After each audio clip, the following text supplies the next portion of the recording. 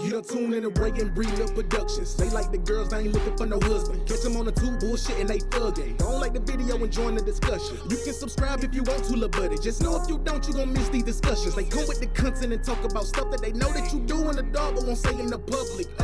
Sounded great though. What up, Brie? What up, Ray? What's up? Wow. That was gay. That was really weird. That was really gay. We never did that before. Ever.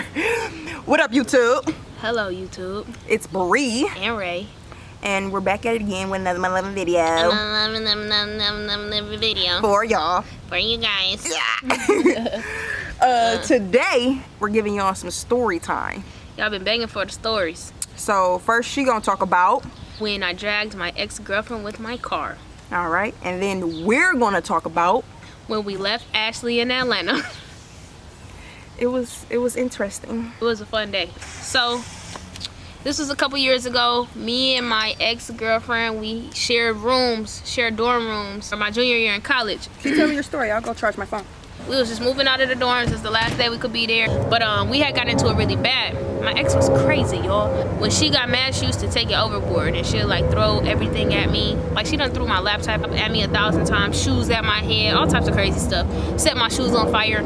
She's done it all. But this particular day, she had got super mad and I had a friend that she didn't like who was helping me move all my stuff to my car because she didn't want to help me because she had an attitude. So she didn't like my friend at the time. So she like got super mad and then she was like, I was sitting there in the hallway talking to my friend after my stuff was in the car, and she was like, Raven, come here. And I'm like, I'll be back. And then she started fighting me in the dorm room, and my friend ended up going down to her dorm room because everybody had to move out, and she was fighting me or whatever. I'm sitting there trying to leave, like I'm trying to get out. I'm sitting there like trying to get out the door. She pushing the door. She over there, I don't know, I wouldn't say she was swinging on me. Not at this point. She wasn't swinging on me, but she was throwing stuff at me, like probably trying to slap me around and stuff like that, like, you know, hitting me everywhere but my face type thing.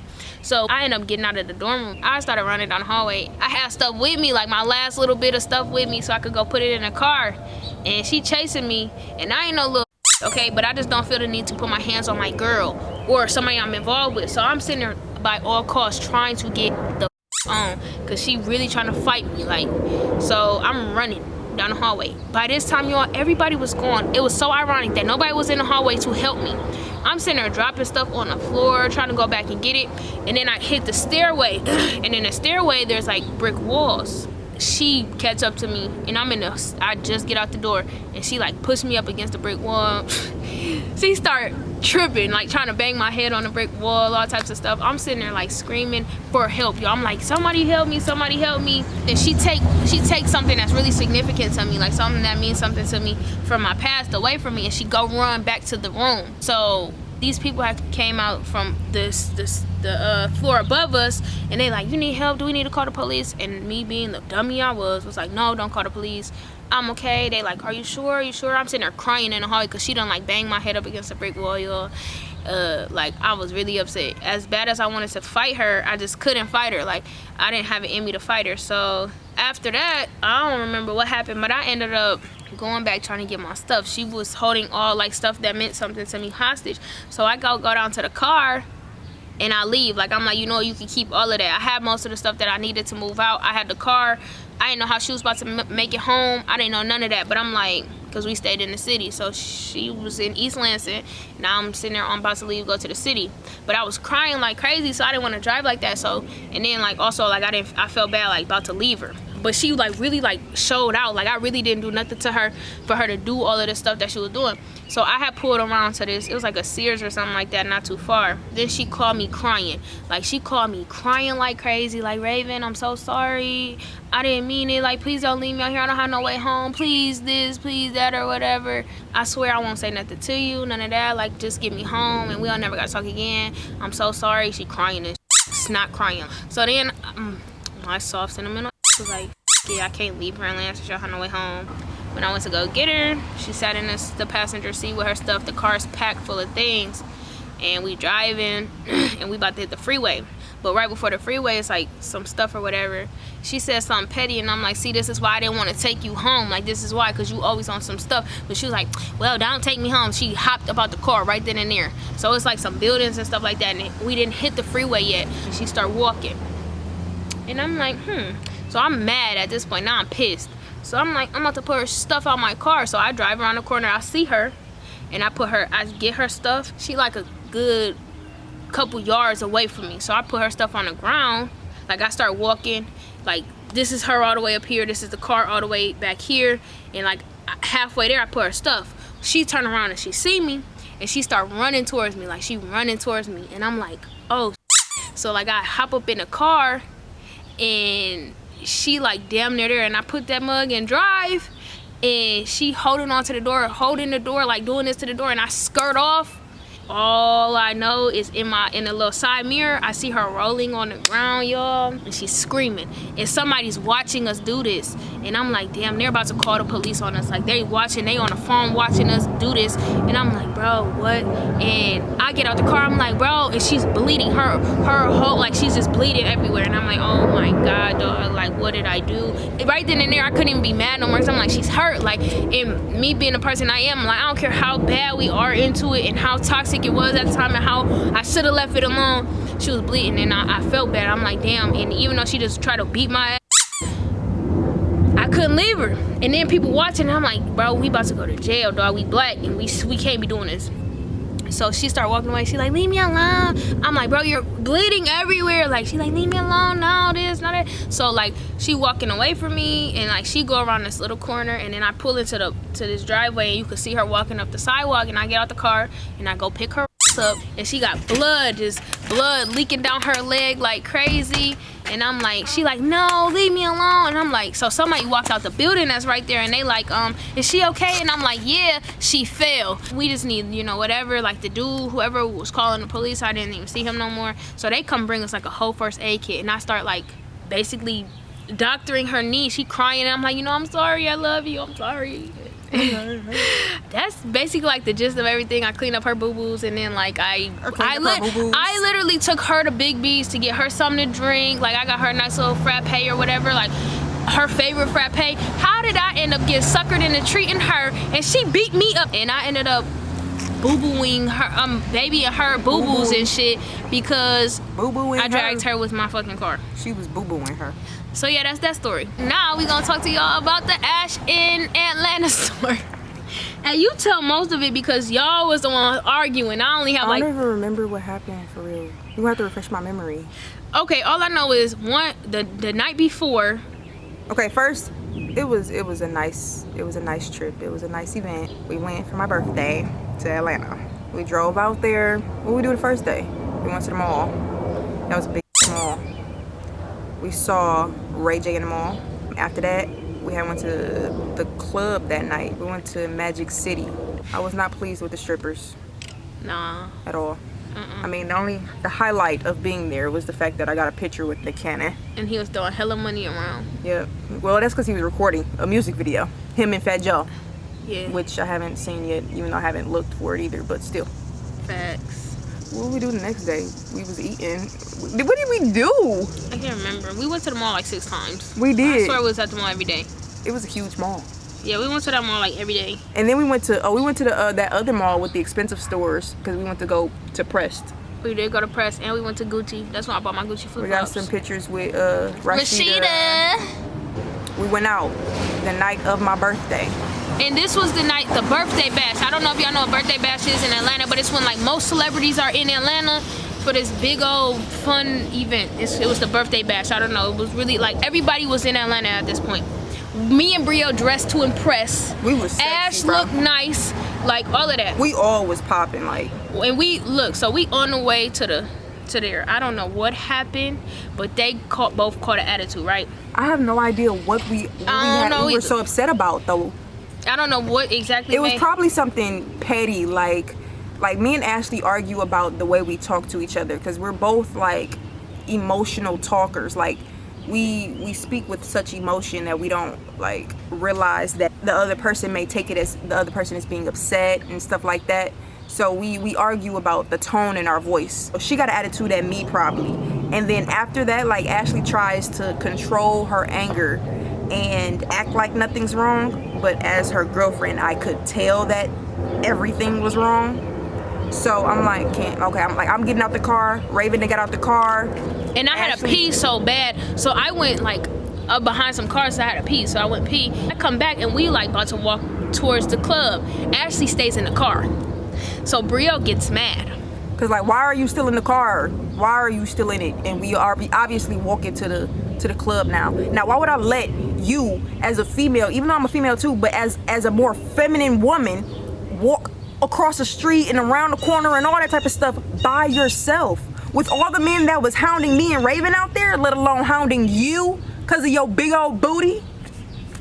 Yeah, so they got into it, and so like I'm like, they talking about we about to go. So I'm like, I'm not about to stay here by myself. So I'm like, it. I caught the biggest attitude because I was really hyped. I looked really nice. We all looked really, really nice. I was really geeked to go. So I just sat in the back. I had an attitude. I started looking up plane tickets, like I'm leaving tonight. And I told Brio that I'm like, you know, I think I'm about to just get a flight. Like, and so we get back to the room. Ashley didn't want to come into the room. So me and Brio get into the room. Brio start packing all of her stuff. I'm like, I'm packing my shit too. I'm like, bro, I'm about to go. She was like, no, I'm leaving too. And I'm like, So me and her was about to fly home, and Ashley was about to have the car because we drove down there and we packing all of our stuff, but then we get hungry. So we go to the chicken place or whatever, got some great food. We call Who was it? Harold's? I don't know what it was. I think it was Harold's Chicken. Bang. It was so good. Whatever it was. It took forever, but it banged. And we was just sitting there chilling, talking. We done calmed down a lot, but we ended up getting back. Oh, I told Ashley too. I'm like, Ashley, I'm about to go. She begged both of us to stay. Like, can y'all just stay?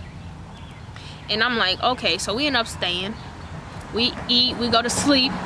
We wake up the next morning. It's like 7 in the morning. It's early, and we didn't even go to sleep till like 4. And we about to go. Like, all of our stuff been in the car because I think we packed the car the night before. We packed all of our stuff was in there except Ashley's stuff. Ashley's stuff was not in there.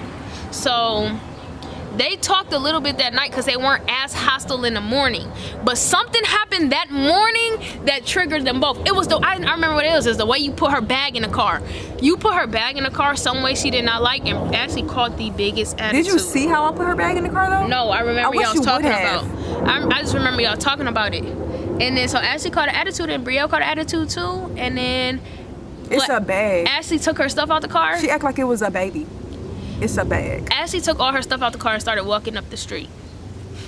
Dramatic. Walking up the street, y'all, towards the airport. And the airport was about maybe 10-15 minute drive from where we was at. So it would have took her like only so much to walk. But she had so much stuff. So I'm like, so what we about to do, bro? And she pissed, real mad. So I had to be the brains for the whole situation. I think I'm the one in the driver's seat and Brio's in the passenger seat. And we actually like got kind of far. We sitting there driving in the middle of the road, like, Ashley, get in the car, Ashley, get in the car. Telling her to get in the car. She on the phone ignoring us. Like, ignoring us like bro. She just walking. I think she was on the phone with her mama the entire time. She done called her mama and everything. So we like, bro, just get in the car. Like, just come on, get in the car. And she was not having it. So she ended up getting, it started raining and everything. She ended up getting to this other hotel. And we pull up next to her. I'm like, Ashley, come on. She wouldn't say on the phone. She like, my mama said it's okay if y'all leave me. And I'm like, no, we not about to just leave you in Atlanta, dog. Like, I don't trust it. And Brio's like, just get your car. Like, she just wasn't having it. So I'm like, all right, if your mama said it, I gotta hear from your mama. So she wouldn't let me talk to her mama. Brio give me her mama number and I call her mama answer. Ashley's pissed that her mama answered the phone. So mad. So I'm like, did you say it's cool if we left Ashley here? She's like, don't worry about it. Ashley has family in there. She'll be fine. She'll get home. So, and Brio was like, Brio didn't want to leave her. Like, at first she was like, I don't really want to leave her. And I'm like, bro, her mama said to leave her. Like, at this point, you can't argue with nobody's parents. And I think we both had to work it the next day. Like, we had to get home. The moral of the story was not going. Yeah, the moral of the story was we had to get back to Michigan. So I'm like, bro, like, we over there like messing up time. We already, like, by this time 2 hours behind the drive. We had to get home. So she like, you know what, so we end up driving away. I remember I got on the phone with my mama. I think she had called my mom. Ashley is notorious for calling my parents, telling on me. And my mama was over here in my ear talking about she wants everybody to ride home. So at this point, like, my mama is yelling at me to, Brio, just suck it up so that everybody can get in the car and go home and all that type of stuff. And then she on the phone with Ashley telling her, can you just get in the car so that everybody can just make it home safely? And she ended up on the phone with her mama, and it was just a whole lot of for nothing. And she would not get in the car for So we left. But let me tell you all what happened after we left. Literally an hour into the drive, Ashley called Brie like, where you at? She called her like, where are you at? And she wanted to meet up with us. Didn't she ride home with us? No, we drove all the way back to Michigan without her. How did she get home? A plane. Remember? Because I swear to God, if I call her right now and be like, Ashley, did we or did we not leave you in Atlanta? She's going to be like, yes. I don't. I swear to God, bro. You want me to call her? Yep. I'm about to call Ashley right now. Ashley. Okay, be nice. What do you want? What are you doing? Chilling? Are you? Like a villain, never killing, always willing. I hate you a lot. Anyways, so listen, I was just thinking about the story when we left Atlanta, right?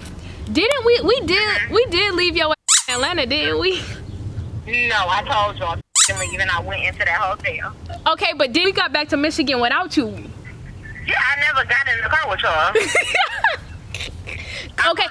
Okay, no, cause I was talking to Brie for a second or whatever, and she did not remember that we left you in Atlanta. Like she thought we turned around and got you, and I'm like, bro, no, she was in Atlanta, bro. Yeah, I stayed and I went to my cousin's house and I started playing while y'all drove back to the city. Oh wow, we sorry. I'm sorry. No, I booked the flight on y'all. Girl, shut your. You was the main one talking about. Can we meet in the next big city? First I was. You asked us to be in the car with you, dumb. Wow. I was in my drove from Michigan in Atlanta by myself. You are. Like I don't know how to make it back home Michigan without my driver with they. Well, we made it. I was just calling to see to make sure that that's the story, because I was like, damn, did we go back and get her? But I had to make sure. Bye. Yep. You on the video. Now you on the video. Love you. Love you. Are you serious? Brie, I don't even remember us leaving her girlfriend in Atlanta, though. I do not remember this at all. I'm really drawing a blank. Like, this is bad. We left Ashley in Atlanta, y'all. I'm pretty sure I have a video of us on the way home. And it was just us? It was just us. Hold on. Let me go back. Oh my God. I swear to God, too. This was the video home. This was me and you driving back from Atlanta. Ashley is not in the car. Wow. June 18th, 2017. We really left her, bro. We left her in Atlanta. All right, y'all, that was our little story time. Like, comment, and subscribe. Tell a friend to tell a friend to tell all of them. Niggas. That's my best friend. That's my best friend. Yes, you better.